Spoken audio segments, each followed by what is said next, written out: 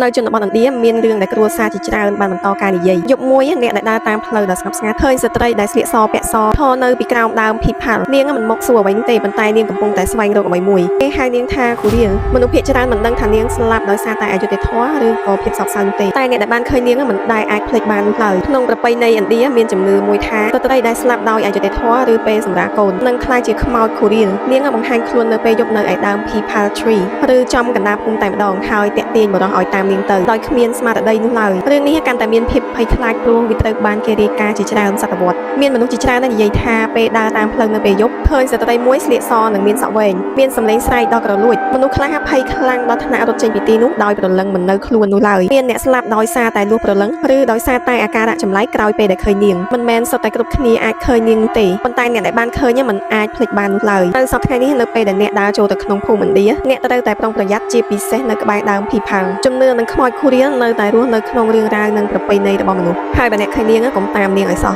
ព្រោះអាចជាការសន្លប់ចិត្តដែលអាចប៉ះពាល់ដល់អាយុជីវិតរបស់អ្នកសូមកុំភ្លេចជួយ follow និង subscribe បើសិនជាអ្នកទាំងអស់គ្នាចង់ដឹងរឿងរ៉ាវជុំវិញពិភពលោក